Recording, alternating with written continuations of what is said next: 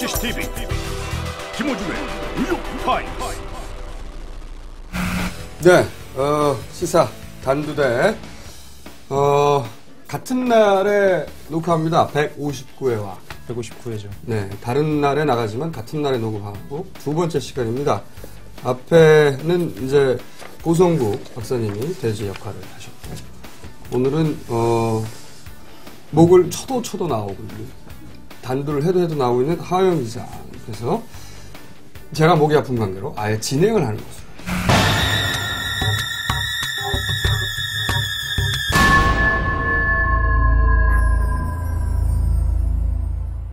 자, 그러면 진행해 주세요. 오늘 순서 시사단두대 한겨레 21 곽정수 기자님 모시고 진행하도록 하겠습니다. 오늘 주제는 뭐죠, 총수님? 나도 그러면 어떡해. 본인이 진행을 하셔야지. 네.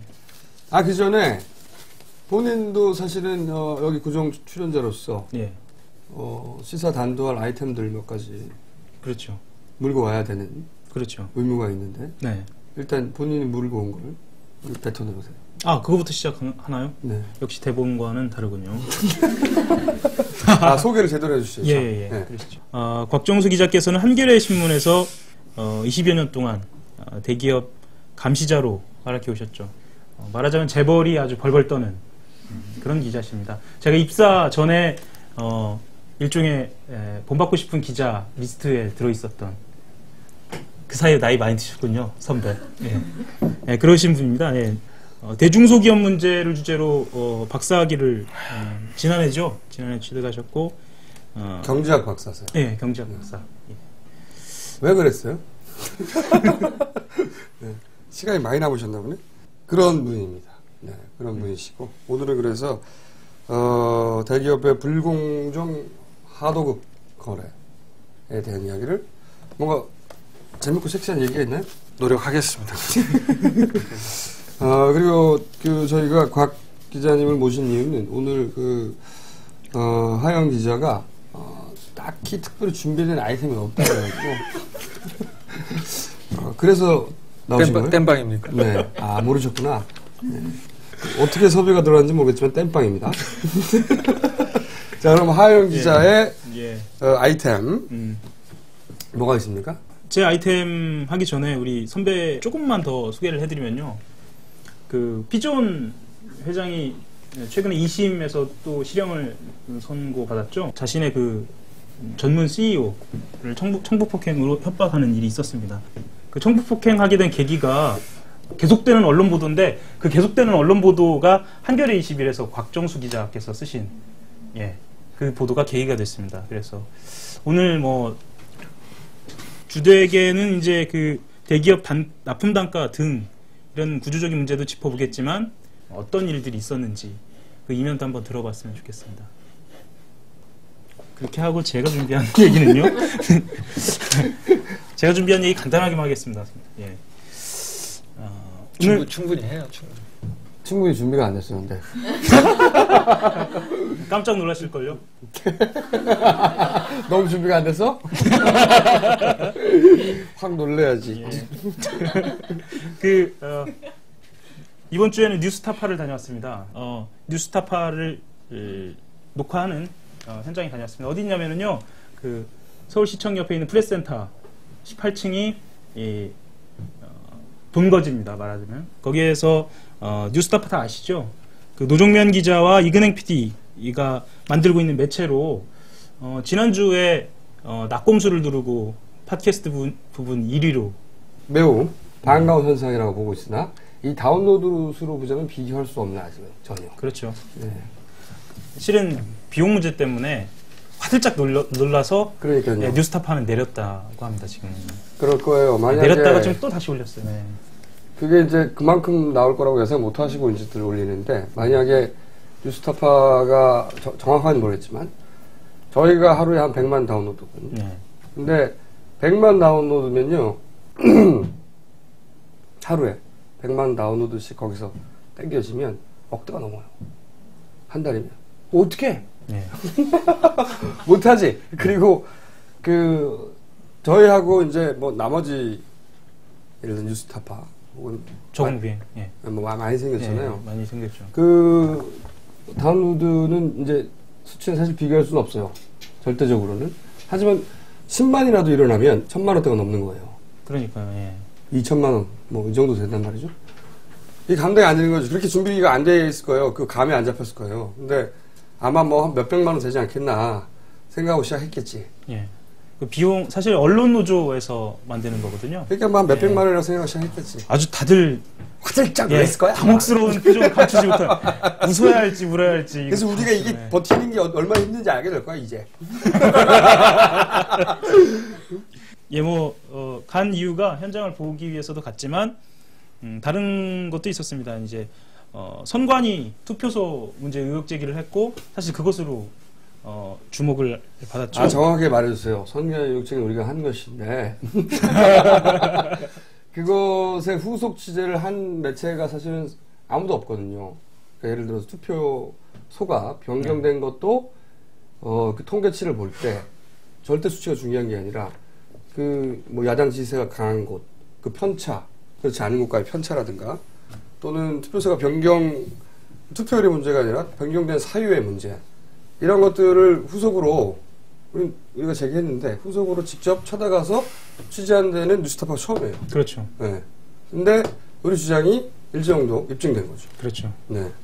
디도스는 한겨레 21이 하고 있습니다. 딱히 새로운 건 나오지 않고 있어요. 예. 하호영 기자가 썼죠. 네. 여기서 얘기도 했는데 예. 큰 특종은 못 하고 있습니다. 그래서 그 말씀을 조금 보태면요. 보도가 나가고 선관위 직접 찾아왔다고 합니다. 어떻게 설명을 했냐면 뉴스타파가 제기한 내용 모두 맞다. 인정을 했다고 합니다. 다만 착오가 실수였다. 예. 무슨 의도가 있었던 것은 아니니 너그럽게 양해 바란다. 이렇게 해명을 하고 갔다고 합니다. 그리고 다 아시다시피 지금 진중권 교수께서 여기저기 지금 말씀들 많이 하고 계신데 뉴스타파에도 문제를 제기하셨죠.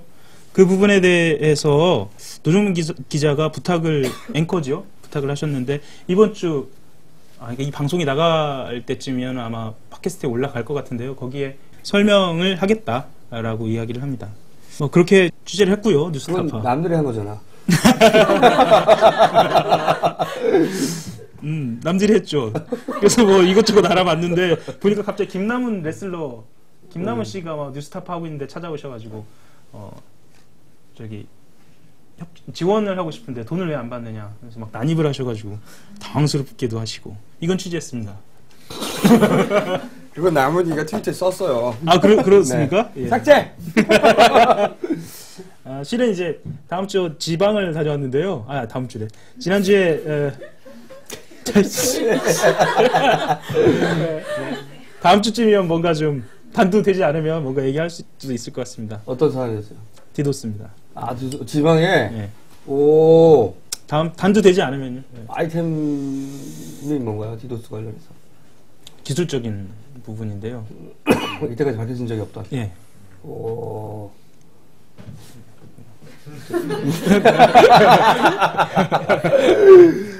네. 예. 한식 이야기 조금만 더 하고. 아직은 한 게 없다는 거죠. 네. 이야기를. 하호영 기자가 그런 얘기하면 네. 긴장해야 돼요. 뭐가 있는 거예요. 지금까지 경험으로 보면. 네, 지금까지 제가 경험하는 딱히 뭐. 예. 한식 이야기 좀 보태고 넘어가겠습니다. 한식은 특종이었죠, 여기서. 아주. 네. 그 부인으로부터. 네. 포스트 레이디로부터 특별한 연락은 오셨습니까? 그런 거는 없었고요. 그때 잠깐 말씀드렸는데 그 제2 부속실만 문제 제기를 했잖아요. 알고 보니까 한식재단이 더 이상한 곳이더라고요. 저희는 이제 한식재단도 피해자가 아니냐 이렇게 생각을 했는데 한식재단이 형식상 민간단체지만 알고 보니 100% 국가 예산, 100%라고 얘기하면 또 항의를 할 수 있으니까 거의 전액 국가 예산만으로 운영되는 곳. 그러니까 2010년에 106억, 지난해 129억. 이것을 한식 홍보 사업에만 사용했어요. 그 안에 어디다가 홍보했어요? 우리는 김윤옥의 한식 이야기 발간도 들어가 있었고. 그러니까 혹시 이 얘기 들어보셨을 거예요 아마. 뉴욕의 한식당 차리자. 네. 그게 여기서. 아, 한식당이 안 차려졌어요 결국은. 그래요? 네, 입찰자가 없어가지고. 그 돈이 그럼 어디다 쓰이고 있죠? 거기서부터 또 이제 취재는 또 시작될 것 같습니다. 예. 취재는 안 했고요? 예. 또 재밌는 게 뭐냐면, 그러니까 초대 이사장이 이 한식의 대표는 쇠고기잖아요. 예. 쇠고기 수입 때 유명했던 정운천 농림수산식품부 장관이 여기 초대 이사장이고. 그럼 한식이 아니잖아. 그렇죠. 미식이잖아, 미식. 그리고 현재 이사장은 양일선 연세대 교학부총장이신데요. 그분은 또 식품 영양학 전공자세요. 그래서 저는 처음에 한식하고 관련돼 있으신 줄 알았는데 좀 더 들어가 보니까 이분은 외식 경영학 전공이시더라고요. 뭔가 읽어내는데. 예. 그러니까 치킨하고 닭강정 뭐 이런 것이 한식의 대표 음식이다라고 이야기가 나온 게 뭐 이분들 뭐 이런 것 같습니다. 그래서 저희들이 지금 더 파고들고 있는 건 이것은 한겨레 21 송호균 기자가 주로 맡고 있는데요. 지금 한식재단 내부 이야기를 좀 더 내밀하게 좀 들여다보고 있습니다. 이것도 아마 다음 주나 그 다음 주쯤에서 또 단두되지 않으면 뭔가 또 이야기를 계속 진행할 수 있을 것 같습니다. 끝인가요? 예, 끝입니다. 예. 딱히 준비된 건 없는 것으로 밝혀지고 앞으로 하겠다는. 예. 재미는 있었어야 할 텐데. 걱정입니다. 걱정입니다. 자, 오늘의 메인 예. 곽정수 기자님의 대기업은 어떻게 해먹나, 등쳐먹나, 이 중소기업을 예. 쉽게 말하면 그런 얘기입니다. 예. 본격적으로 들어가기 전에 저희 협찬 광고 하도록 하겠습니다. 장편 소설 고래 작가 희대의 이야기꾼 천명관이 장편 소설 나의 삼촌 브루스리로 돌아왔습니다. 어차피 인생이란 납득할 수 없는 한편의 부조리극. 그것이 비극이든 희극이든 우리는 꾸역꾸역 살아남아 각자의 역사를 남겨야 한다. 태생부터 원조나 본류가 될 수 없었던 격동의 한국 현대사 속에 질기고 순수하게 살아남은 한 남자의 인생 유전. 천명관 장편소설 나의 삼촌 브루스리를 위즈덤 하우스에서 협찬합니다. 자, 그러면 오늘 이야기로 넘어가 주시죠. 예. 네. 어디서부터 할까요? 납품 단가 얘기부터 할까요? 그러시죠. 그럼 해보시죠. 이 책 이제 소개를 했으니까 이제 잠깐 보여드리면 이게 이제 그 책인데 그 제목이 이제 재벌들의 밥그릇이잖아요. 그러니까 밥그릇이라는 게 어떻게 보면 굉장히 성스러운 건데 밥 못 먹으면 죽으니까. 근데 이제 이 재벌들의 밥그릇이라는 말을 듣는 순간 어떤 느낌이 오잖아요. 그죠? 그래서 아마 제일 많은 분들이 생각하는 방향은 우리 중소기업들이 재벌들의 밥그릇 역할을 하는 모양이다 이렇게도 생각하시는 것 같아요. 근데 실제로 이제 그런 의도로 이 말은 이제 제가 지은 건 아니지만 이 책 편집을 하신 분은 그렇게 그런 의도로 뜻으로 하신 것 같고 제가 이제 참고로 하나 말씀드리면 우리나라 중소기업 수가 2007년 기준으로 보면 한 300만 개 정도 돼요. 근데 이게 전체 사업체 중에서 이 중소기업이 한 99.9%를 차지해요. 그리고 우리나라 기업체 수에서는 그렇고 우리나라 전체 그 일하는 사람들 있잖아요. 이제 종사자 수라고 그러는데 2007년도 기준으로 하면 1260만 명 정도 되는데 그 중에서 중소기업에서 일하는 분들이 한 88% 정도 돼요. 그래서 우리 국가 경제에서 중소기업이 차지하는 위상을 한마디로 요약한다고 그럴 때 9988이라는 얘기를 써요. 그만큼 중소기업이 다수를 차지하는데 그렇다면 반대로 대기업은 99.9 빼면 어떻게 되는 거예요? 0.1이잖아요. 0.1인 재벌들의 밥그릇 역할을 하고 있다. 그런 문제의식을 갖고 이 책을 이제 쓰게 된 겁니다. 근데 이제 주로 어떻게 밥그릇으로 전락했느냐 하는 대표적인 유형이 보면 납품 단가를 대기업이 후려친다든가 혹은 중소기업이 개발한 기술을 대기업이 멋대로 가져간다든가 이제 전문적인 용어로는 기술 탈취라는 표현을 쓰는데 그런 것들을 중심으로 실태를 설명을 한 거예요, 사실은. 여러분들 요새 이제 그 동반성장이라는 얘기 좀 기억나시죠?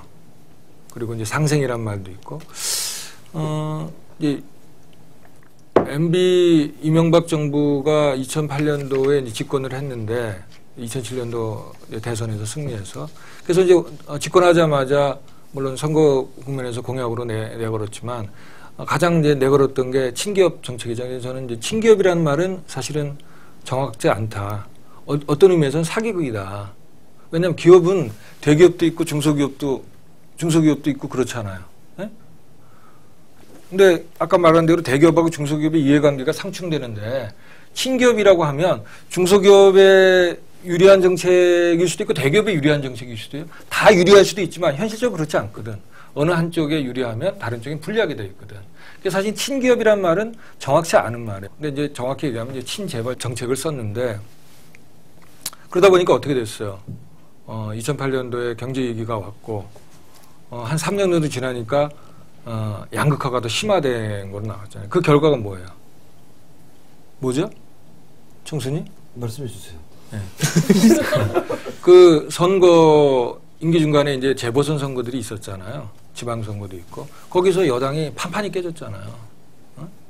그 주요 뭐 여러 요인이 있겠지만 주된 요인은 서민들 그리고 중소기업, 자영업자들 이런 사람들이 민심이 이반된 거 아니에요. 그러다 보니까 MB 정부가 친재벌, 친대기업 정책을 쓰다가 2010년도 9월 달부터 이제 동반성장을 전면에 내걸고 그 정책을 발표했어요.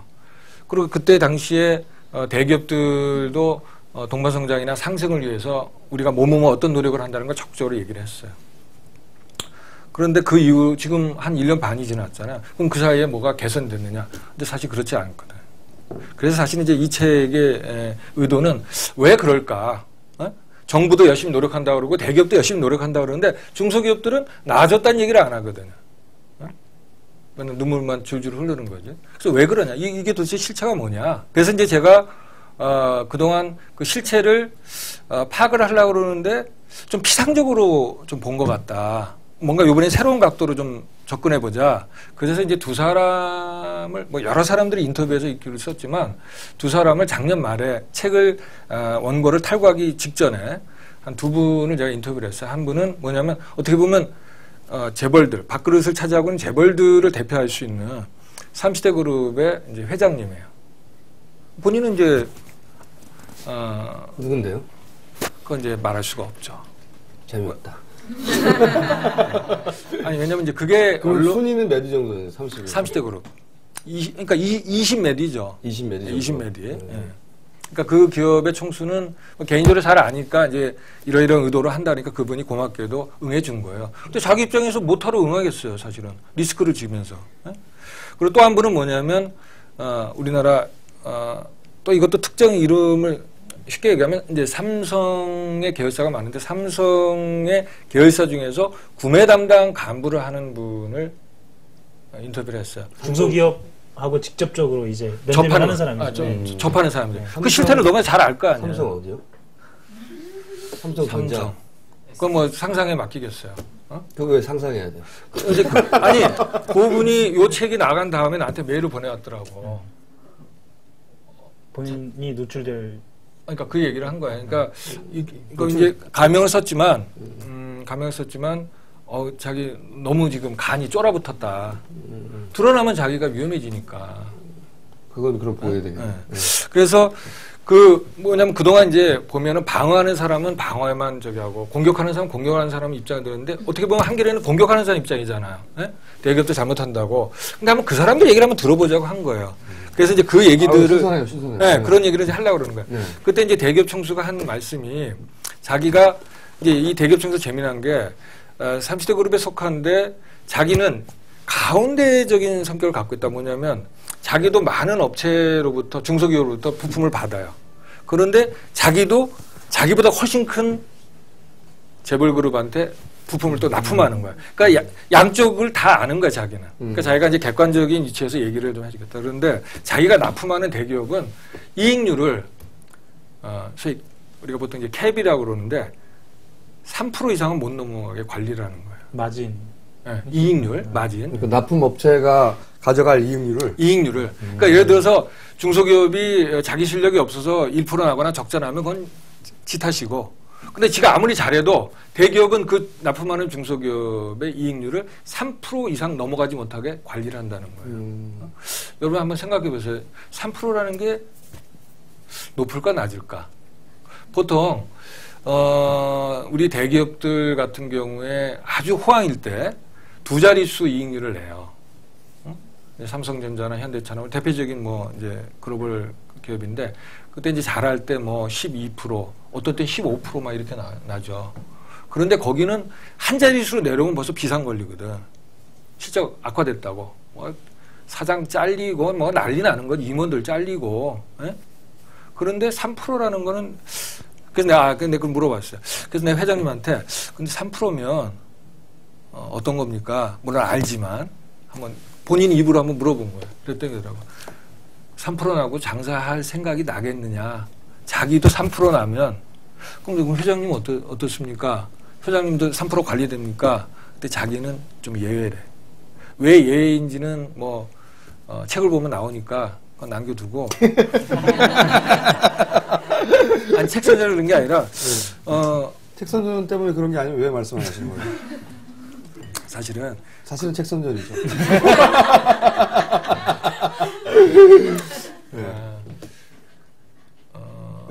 그게 현실이에요. 그래서 이제 여기 분위기가 원래 이렇습니다. 책 선전 아니 나 이렇게 알아 이렇게 알아. 뭐 악명이 자자한데요. 뭐. 아니 좋아요. 왜냐면 이런 저기에서 이렇게 틀에 얽매여서 하는 거 그거 재미없거든 사실. 근데 이제 실수할까봐 이제 책 선전이죠. 만든 걸로 하고 넘어갈게요. 그 부분은 농담이에요 사실은. 그 부분은 그분의 신상 문제 때문에 책에도 공개를 안 했어요. 그분이 책이 나온 다음에 또 나한테 또 전화가 한 몇 번 왔어요. 탈이 없는 거죠. 탈이 없는 거죠. 왜냐하면 기자는 근데 그분의 신문과 상관없이 네. 왜 본인은 특혜를 받는 거죠? 일종의 대기업. 그걸 하면 그 사람의 신분이 드러난다니까요. 그 특혜 내용 때문에 가족이구나. 다들 이렇게 기대시는 거예요. 이런 데 넘어가면 안 돼요. 그러니까 이제 그거는 이제 여러분들이 좀 답답하더라도 이해를 해줘야 돼. 왜냐면 그렇잖아요. 대개 이제 기자들이 특종을 할 때는 하호영 기자는 너무 특종을 많이 했어요. 작년도 하반기에 그 한겨레를 대표하는 특종은 전부 상반기까지 미안해. 하호영 씨가 했는데 그 취재원들은 다 내부자들이에요. 그잖아요. 내부의 비밀을 아는 밖에서는 모르잖아. 근데 그 사람들이 신분을 보호하지 않으면 누가 그걸 하겠어요. 그래서 이제 기자들은 근데 책 보면 그 얘기가 안 나와요? 책 봐도? 그 부분은 나도 안타까웠는데 그 부분은 내가 마지막까지 고민하다가 이 부분은 쓰면 안 된다. 책 봐도 안 나온답니다. 조금 나올 수도 있어요.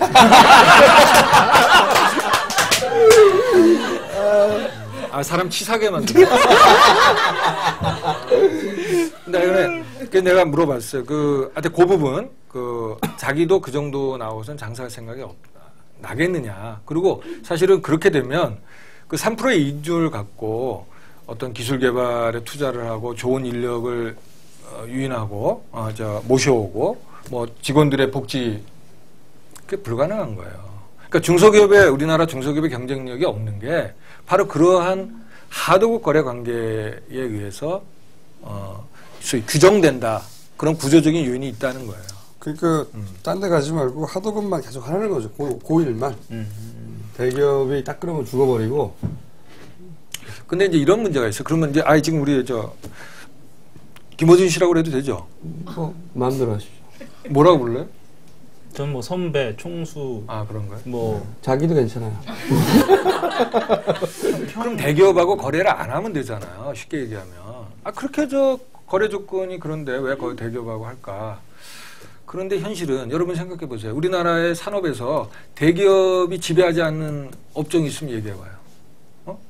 최근에 빵도 걔네들이 빵까지 먹으려고 난리 치다가 호되게 지금 해서 뭐 철수하고 그랬는데 그건 나중에 좀 얘기를 하겠지만 사실은 여러분들이 좋아하는 휴대폰 그거 한 두세 개 대기업들이 다 하잖아요. 차. 그러니까 우리가 흔히 큰 돈 들여서 장만하는 것부터 사실 뭐 조그만 것도 마찬가지지만 다 대기업들이 장악하고 있거든. 그러면 중소기업 입장에서는 대기업에 납품하지 않으면 생존할 수가 없는 거예요. 그럼 예를 들면 이제 반대로 그런 얘기예요. 아니 국내 대기업하고 거래하지 말고 해외로 수출해라. 또 해외 대기업하고 거래하라. 그런데 해외 대기업이 우리나라 중소기업의 그 소위 검증되지 않은 그런 제품을 생산하는 중소기업하고 누가 거래를 하겠어요. 그러니까 그게 어려운 거예요. 이론적으로는 가능한 것 같지만 실질적으로 어려운 거라고. 그러니까 우리 뭐 안철수 이 특정인 얘기해도 돼요? 더 좋죠. 특정인을 얘기하시면 더 좋죠. 그 표현이 좋아서 내가 그런 건데 뭐 나도 더 좋은 표현을 알지만 안철수 씨가 더 유명하잖아요. 아니. 그리고 이제 안철수 원장께서 하신 말씀에 이제 우리나라는 대기업이라는 동물원에 갇혀 있다는 얘기를 했잖아요. 바로 그거예요. 중소기업이 그 동물원의 우리에서 벗어나려고 하는 순간 죽는 거예요. 봐, 아까. 더 좋은 표현 한번 써보시죠. 바로 역시.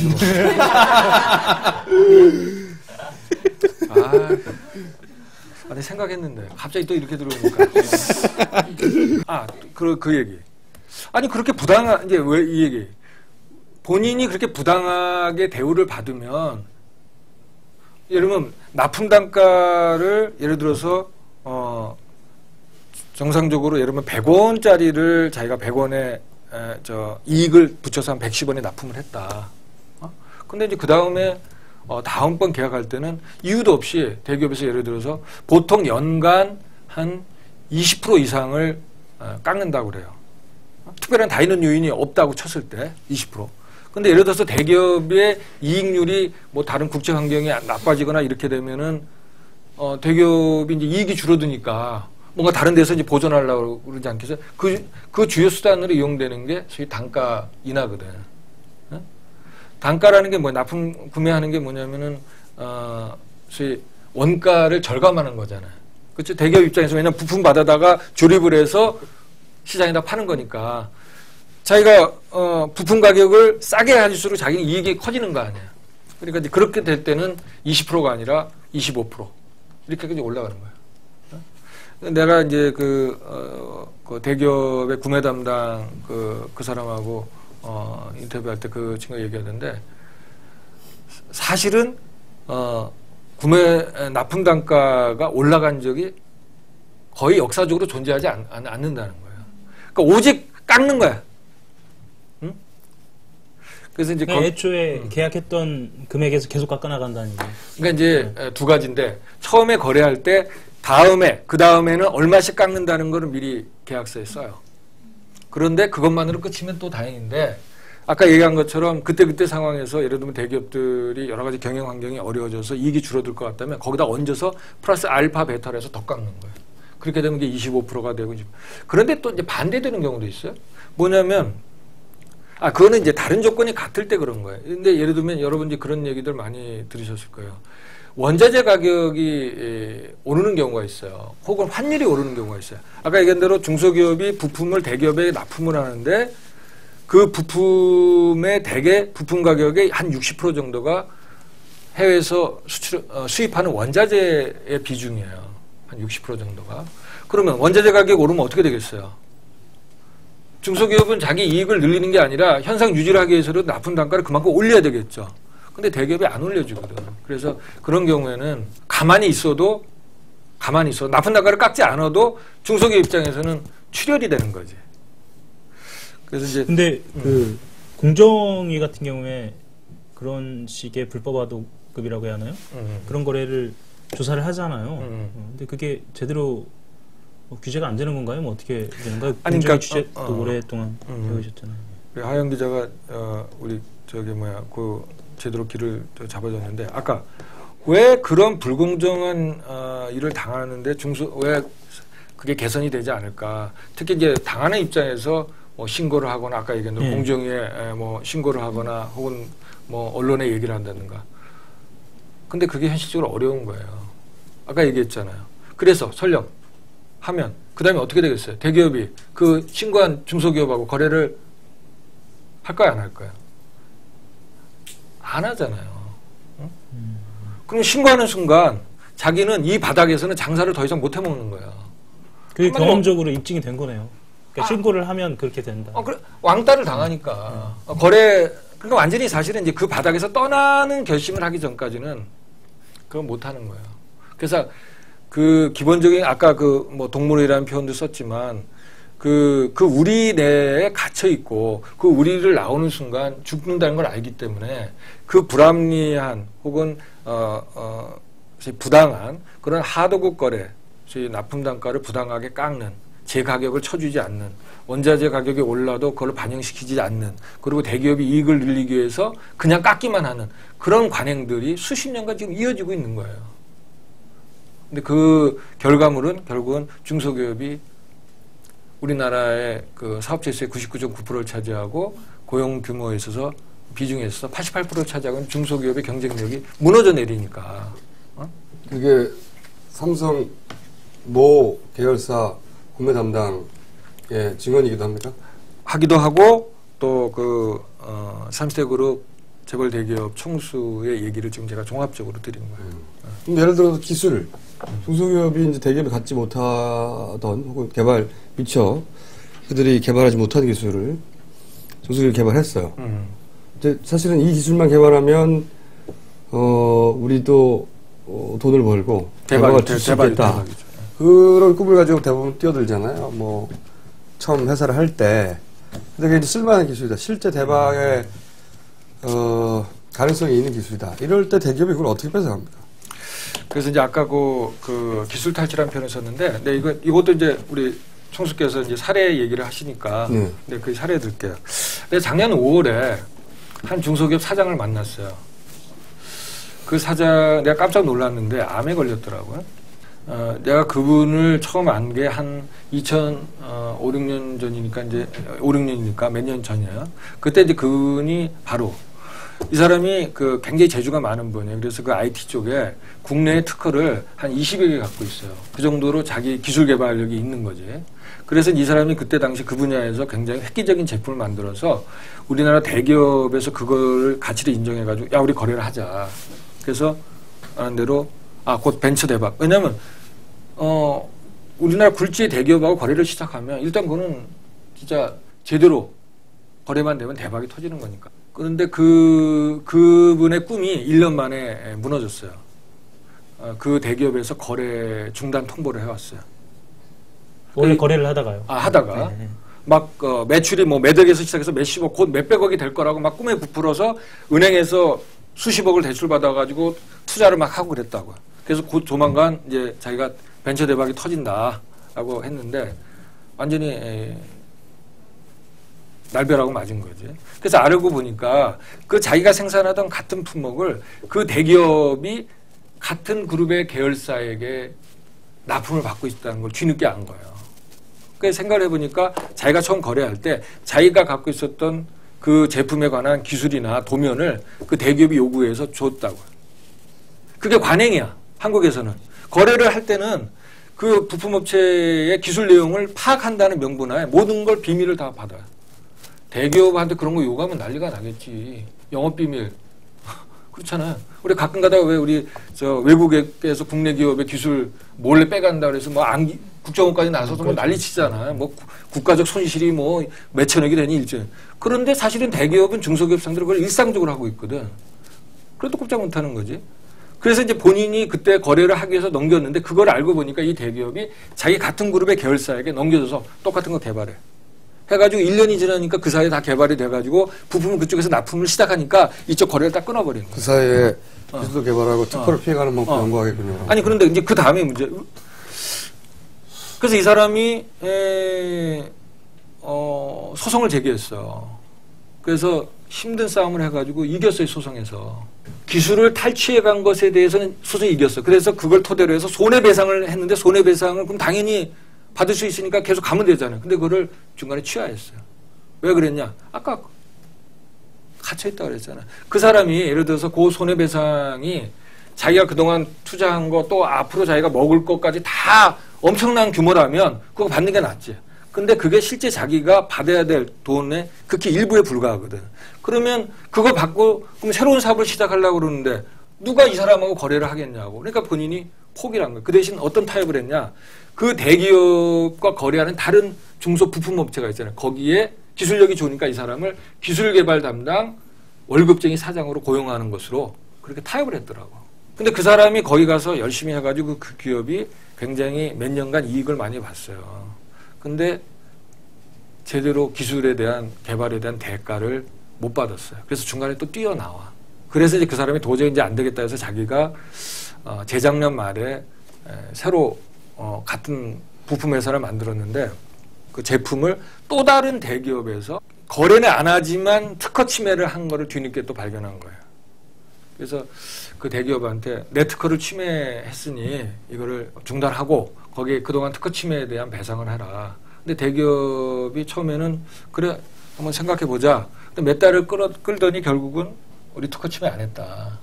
특허 침해라고 생각지 않는다. 그래서 나는 이제 그 사람이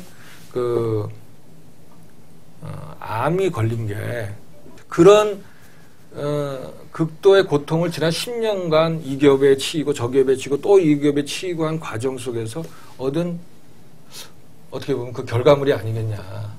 본인한테 내가 그 얘기를 했더니 본인도 진짜 자기 인생이 왜 이렇게 참 모진지 모르겠다 그 얘기를 하더라고. 사실은 이 책을 쓰게 된 동기 중에 하나도 그 문제예요. 개인적으로도 파탄이라는 거지. 그럼 이거 어떻게 해야 됩니까? 나는 이제 그 어떤 하나의 대책으로 이런 문제들이 예를 들면 뭐 감기 걸렸으니까 감기약 맞으면 난다. 그렇게 세상 일이 되게 그런 경우는 드문 것 같아요. 그렇죠. 네. 그러니까 굉장히 복합적인 그리고 다각적인 노력들이 필요한데 여러 수준의 여러 단계의 조처들이 난 필요하다고 봐요. 응? 그 중에서 대통령이 할 일은 뭔가요? 이 말씀 잘하셨어요. 이제 이명박 대통령이 이제 집권한 후에 여러 가지 정책을 썼는데 우리가 흔히 그거를 엠비노믹스라고 부르잖아요. 그 중에 이제 대표적인 게 친기업, 아까 친기업이라고 했지만 실제적으로는 친재벌이다. 그 구체적인 내용이 뭐냐면 대표적인 게 이러면 대기업을 위해서 고환율 정책을 쓴다든가 그리고 저금리 정책을 쓴다든가 그리고 세금을 깎아준다든가 이런 거잖아요. 환율이 높아지면 수출할 땐 유리해. 근데 아까 뭐라 그랬어요? 중소기업이 부품의 원자재를 도입할 때 환율이 올라가면 비용이 높아지거든요. 그래서 고환율 정책은 친대기업 정책이지만 반중소기업 정책인 거예요. 근데 어쨌거나 MB 정부는 그런 엠비노믹스를 통해서 대기업의 유리한 정책을 쓰면 그것이 투자가 늘고 고용이 늘고 해서 그 혜택이 나머지 국민들에게 쫙 가면 모두가 좋아지는 세상. 그걸 얘기했던 거 아니에요? 그게 엠비노믹스의 큰 골자 중에 하나인데 근데 사실은 저 개인은 물론이고 많은 적지 않은 분들이 그거는 잘못된 접근이다. 그런 얘기를 했어요. 진작부터. 왜 그랬냐? 크게 두 가지. 첫째는 아까 얘기한 대로 친기업 정책이라는 게 사실 알고 보면 대기업할 때 유리할지 모르지만 중소기업한테 불리하거든. 그런데 어떻게 모두가 좋아지는 정책 결과가 나올 수 있겠느냐는 거고 두 번째는 대기업이 좋아지면 그런 혜택이 밑에까지 자연스럽게 흘러 들어가는 그걸 이제 보통 이제 용어 그쪽 경제학 용어로 적화 효과, 영어로 뭐 트리클 다운 이펙트 이렇게 쓰잖아요. 어디에? 네. 전공이 뭐야? 전자학과. 그래요? 똑똑하네. 우리 내가 저만 할 때 그런 얘기 몰랐어요. 그런 효과를 기대한 건데 사실은 그게 외환위기 이전까지만 하더라도 우리 경제개발 초기 단계에는 그런 게 있었어요. 실제 대기업이 잘 되면 그 밑에 딸린 애들도 좋아하는 경우가 있었어요. 근데 그 이후로 그게 급격히 떨어졌고 지금 더더욱이나 떨어졌어요. 여러분 지금은 대기업이 잘 돼도 중소기업이나 자영업자나 혹은 나머지 국민들에게 그 혜택이 자연스럽게 넘쳐 흘러가질 않아요. 트리클 다운 이펙트가 사실은 끊어졌어요. 실종됐다고. 근데 그런 경제 환경의 변화를 이명박 대통령은 자기가 몰랐던 건지 아니면 보지 않으려고 했던 건지 어쨌든 간에 작동하지 않는 것을 의존을 해서 그런 정책을 폈던 거죠. 그러니까 결과적으로 파탄한 거지. 혹시 다스도 납품업체잖아요. 다스 납품업체. 현대자동차 납품업체. 그 다스는 대기업과의 관계는 어떤가요? 아마도 이제 그 대기업과 거래하는 협력업체 중에서도 예를 들면 이런 경우가 있어요. 그 대기업의 총수의 일가족이 하는 협력업체 있어요. 그런 데는 다른 데하고는 다른 특별 대우를 받아요. 좀 궁금한 게 그 동반성장위 얘기가 좀 사실 좀 궁금해요. 예, 정운찬 위원장 관련돼서 뭐 그건 정치 이슈인 것 같은데. 그 대통령께서 뭐 이러저러하게 이 갖고 있는 보관들을 말씀하시니까 당연히 뭐 정운찬 위원장도 얘기를 하지 않으면 안 될 것 같아서. 네. 그러니까 그 얘기 아까 그 MB 정보 그 얘기 아까 무슨 대책 얘기하다 글로 갔잖아요. 대통령이 뭘 해야 되냐고. 그거. 그러니까 여러 단계의 수준에서 여러 수준에서 다각적인 노력이 해야 되는데 그 중에 하나가 정책부터 잘 써야 된다는 아까 얘기한 대로 친대기업 친재벌 정책에 대해서 전면적인 재검토를 해야 된다는 거예요. 이거는 아주 큰 거시적인 측면에서의 정책을 얘기한 거죠. 그렇죠? 근데 아까 또 미시적인 정책도 있어요. 예를 들면 기술 탈취를 한 대기업에 대해서 엄하게 제재를 한다든가. 예를 들면 이런 거예요. 정부가 이제 막 양극화가 심화되고 중소기업 죽겠다는 얘기가 나오니까 작년에 새로 제도를 도입한 게 뭐냐면 중소기업의 기술을 대기업이 그렇게 탈취해 가면 거기서 이제 중소기업이 용기를 내 가지고 이제 소송을 제기해서 이제 그 불법이 드러나잖아요. 그러면 그 손해액에 한 배가 아니라 우리나라는 법상 원칙이 자기 손해액만큼만 배상하는 게 원칙 일반적이잖아요. 근데 그 기술 탈취 부분에 대해서는 최대 3배까지 배상을 하도록 하는 징벌적 손해배상제라는 제도를 도입했어요. 이게 이제 미국에 있는 제도인데 3배 너무 적다. 3배. 그래서 누구 전문가 중에서는 10배까지 해야 된다. 아까 얘기하잖아요. 문제 제기하는 순간 자기는 뭐 아니면 도인 상황으로 가거든. 이 바닥에서 자기가 뜨느냐? 그렇잖아요. 그렇다면 그걸로 그 배상받고 자기가 평생을 보장받을 수 있을 정도로 줘야 된다. 이렇게 10배를 얘기하는 분인데 어쨌거나 정부가 1배 이상 넘길 수 없다고 막 이러고 하다가 작년에 3배를 했는데 예를 들면 기술 탈취만 그럴 것이 아니라 납품 단가를 부당하게 깎았을 경우에도 3배 혹은 10배까지 손해배상을 하도록 그건 미시적인 수준에서의 대책이에요. 아까 굉장히 중요한 것 같아요. 그러니까. 예. 네. 그 다음에 이제 겁이 나야지 일단. 바로 네. 겁을 안 내거든 지금은. 자기가 예를 들어서 그런 불법 행위를 해가지고 뭐 1조 정도의 이익을 냈는데 뭐 간혹가 뭐 가물에 콩 나듯이 뭐 걸려가지고 자기가 뭐 뜯겨봐야 한 10억 정도 뜯기고 끝나버리면 그것도 오랜 시간 다투다가 나래도 불법 행위 지속하지. 재판을 져도 협상이 가능하고. 그러니까. 겁이 안 나죠. 네. 그다음에 이제 우리 하영 기자 답변을 내가 안 하면 나중에 시달리니까 내가 답변할게요. 두 분이 해결하시면 안 돼요? 아니, 이게 굉장히 중요한 문제. 근데 이제 동반성장이라는 게 뭐냐면 아까 얘기했잖아요. 그렇게 친대기업, 친재벌 정책을 하다가 친기업이라는 미명하에 속임수 속에 국민들 친기업 한다니까 다들 속아 넘어갔잖아요. 그러니까 우리 국민들도 책임이 있는 거예요, 사실은. 있는데 그러다가 이제 양극화 심화되고 선거에다 막 지고 그러니까 2010년도 가을에 동반성장을 전면에 내걸고 대통령이 대기업 대표들 오라 그러고 중소기업 대표들 오라 그래가지고 동반성장 대책을 발표를 했어요. 그래가지고 만든 게 그리고 그 정책을 소위 민간 자율이라는 이름으로 추진하자고 해서 그 주체로 한 게 동반성장위원회예요. 근데 지금 작년 말 연초에 여러분 보셨을 거예요. 대기업 대표가 동반성장위원회에서 하려고 하는 안건 주로 이제 대표적인 게 뭐냐면 중소기업의 대기업들을 하지 마라. 중소기업이 적합업종이니까 중소기업만 하도록 하자고 하는 중소기업 적합업종 선정. 그리고 또 하나는 대기업이 천문학적 이익을 내는데 중소기업은 맨날 납품 단가 그렇게 되고 기술 뭐 하니까 맨날 이익률이 형편없으니까 대기업이 엄청나게 많은 이익이 나면 그중에 일부를 중소기업의 경쟁력 강화에 좀 나누자. 이게 이제 이익 공유제거든.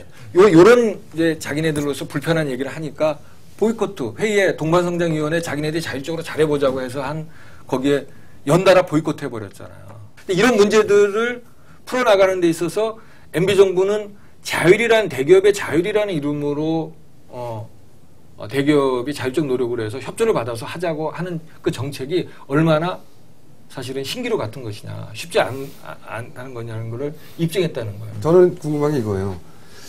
그 정운찬 전 총리가 거기 갔는데 그게 그 이명박 대통령이 우리 각하가 정운찬 카드를 버리지 못해 미련이 남아서 그 구도를 만들어준 거예요? 아니면 혹여 나중에 써먹을 수 있을까봐?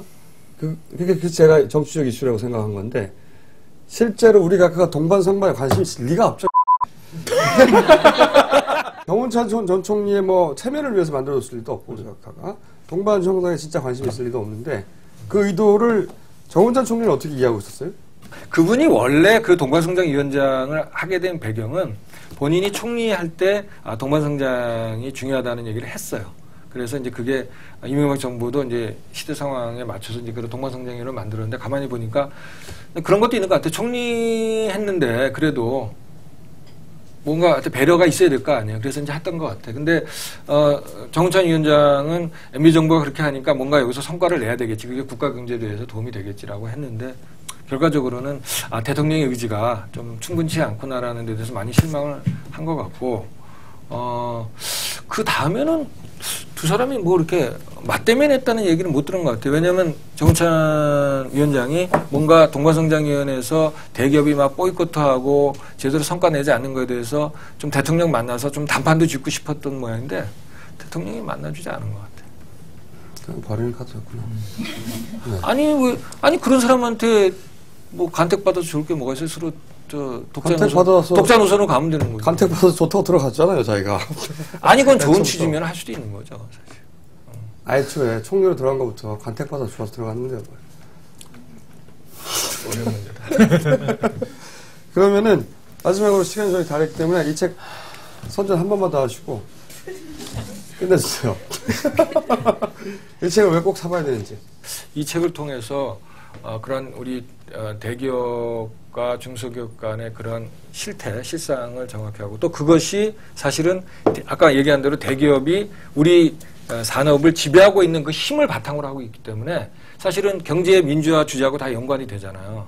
지금 재벌개혁 하자는 거는 재벌들이 너무 과도하게 경제력 집중도 하고 막 골목상권까지 들어가고, 근데 지금 엊그제 삼성이나 뭐 현대차에서 뭐 커피나 빵 이런 거 철수한다 그랬잖아요. 여러분들 중에서도 가끔 가는 데 있죠. 분위기 좋으니까 간다고. 근데 여러분 어떻게 생각해요? 그거는 쇼거든. 아까 얘기했잖아요. 그 몇 개 조그만 사업에서 철수한다 그래서 대기업에 무슨 영향을 줘요? 왜 그렇게 하느냐? 지금 막 재벌 개혁 얘기가 나오고 경제 민주화 얘기가 나오니까 지금 망치가 막 내려치려고 그러니까 그거 피하려고, 소나기 피하려고 그러는 거거든. 이거 그냥 그래 대기업도 정신 차린 것 같다, 봐주자, 자율에 맡기자 이렇게 넘어가면 그 다음에 다시 원위치하면 되는 거지. 그래서 난 진정성이 지금 충분치 않다. 그리고 지난 몇 년간의 걸로 보면 어떻게 보면 대기업들이 자승자박이다. 그래서 지금 노무현 대통령이 10년 전에 재벌개혁을 내걸고 집권을 했어요. 근데 노무현 대통령이 난 많은 부분에서 잘한 측면도 있지만 이 경제개혁이라는 측면, 경제민주화 측면에서는 노무현 대통령이 제대로 전혀 하지를 못했어요. 용두사미로 끝나버렸다고. 그래서 다시 10년 만에 다시 우리 경제의 지속적인 성장, 중소기업을 또 살리고, 궁극적으로는 그렇게 돼야 대기업도 살고 우리 국민 전체가 살고 하는 그런 호기를 맞았는데, 여기서 우리가 정신 바짝 차리지 않으면 또 한 번 또 기회를 놓치면 또 10년이 또 갈 거라고. 그래서 그런 각성을 하는데 굉장히 좋은 책이다. 그런 얘기를 하고 싶었던 거예요, 사실. 네. 그런 내용이 담긴 예. 책이라고 하니까 예. 재벌의 정체를 알고 싶은 분들은 이 책을 사서 읽어보시면 될 것 같습니다. 권력과 자본에 결코 흔들리지 않는 한겨레, 여러분의 믿음의 기사로 보답하겠습니다.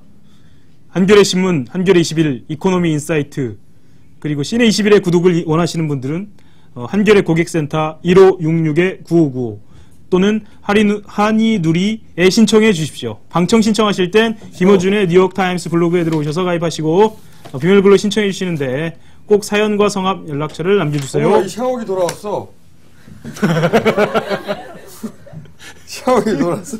샤워 다 되는 샤워기예요. 건강도 좋아지고 막 아토피도 막 다 없어지고 녹도 제거되고 막 다 되는 거예요, 이 샤워.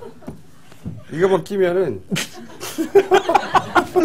무병장수할 수 있고 모든 병이 다 나. 그런 샤워기. 빠졌었는데 다시 돌아왔네. 호신용 같기도 하네요, 이렇게. 네, 그럼 이거 다 했죠. 39,800원만 내면은 안 죽어. 그런 샤워기입니다. 네. 영생의 삶을 얻을 수 있는 그런 샤워기. 디자인은 독특하네요. 네? 디자인은 독특해. 이거 하나 하세요.